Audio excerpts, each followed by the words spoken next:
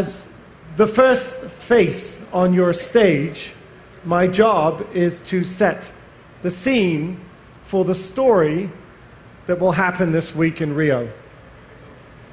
You know, if your newspapers are anything like mine, they tell a rather dark story about our present and our future.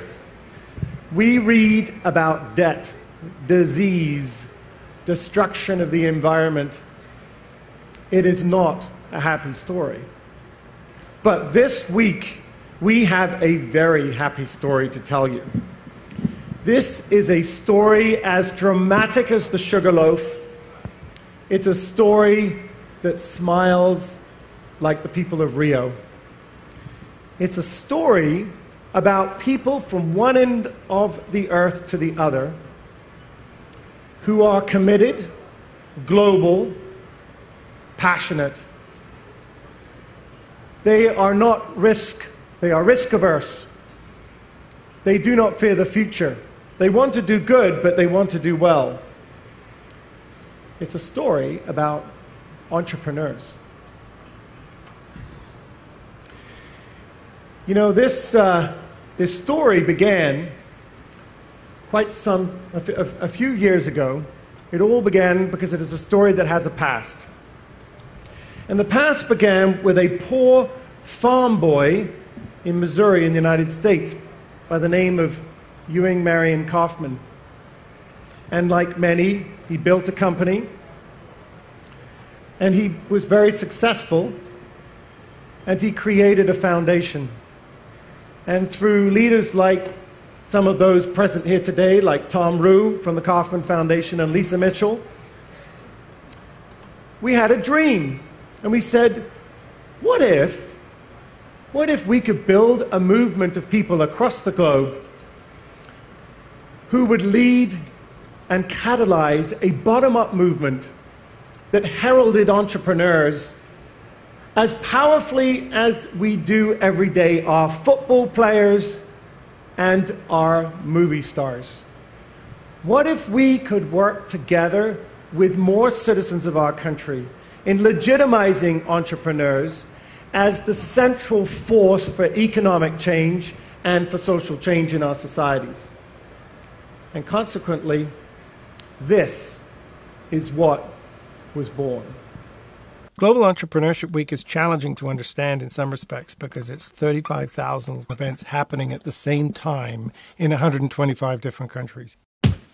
Global Entrepreneurship Week offers you the opportunity to come and test your aptitude. Join a networking event. Come and meet a mentor. Come and experience a boot camp. Come and experience some other element of the startup community in your city, in your town, and learn about whether or not at some point in your life you may have the interest and the skill to be able to join a startup. And I think this has been effective in allowing people to feel that they're not only driving more of their fellow citizens to consider the path of entrepreneurship in their own countries, but they're learning and participating with people from other nations. It's really in the hearts and the minds of the individuals in each of these countries. There's a way that now we think entrepreneurs might be the force for change in their countries for things beyond just economic change, that they can actually make the world a better place. The field of entrepreneurship is no longer something of narrow commercial significance. It's something of more cultural consequence. It's something that represents the possibility of human endeavor for the benefit of all. The globalization of startup communities actually gives the world a much better chance at solving some of the intractable challenges of the decades past. So in a sense, we see more citizens trying their hand at helping the world innovate its way out of its challenges. The world needs more entrepreneurs. It's a question of inspiring more people to recognize that it's more important to the future of their societies than they previously recognized. Global Entrepreneurship Week is an idea bigger than all of the communities that make it up.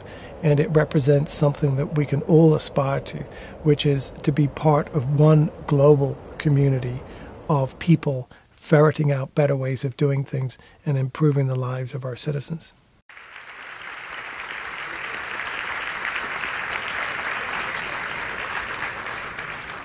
And so this Congress is the creation of 135 nations around the world who decided not only did they want to build their own entrepreneurial ecosystems with us, but they also wanted to have a chance to come together. And so we began in Kansas City, and we went to Dubai, and we went to Shanghai, and last year we went to Liverpool. And after lunch, I'll tell you where we're going at 2 o'clock in 2014.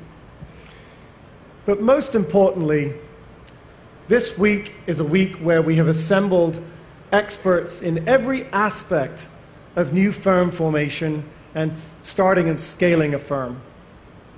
We have here people, as I said, from 135 countries. In your book, you'll see we have listed the delegations from each of these countries. We have 200 people alone from Africa. And these people are together to learn how to share in an open source fashion the best methodologies, the best practices, the best policy ideas. Yesterday we focused on the power of women. We also focused on what are the smart top-down policies that we could do that would help to start, policymakers better help people start and scale firms. We're going to hear, we had a meeting about the Lines of Africa initiative yesterday. And throughout this week in your program, you'll see everything from all of the Kaufman programs to all of the Brazilian programs to the programs that are coming from other nations around the world. And so ends your prologue. This is the story that you are about to hear this week.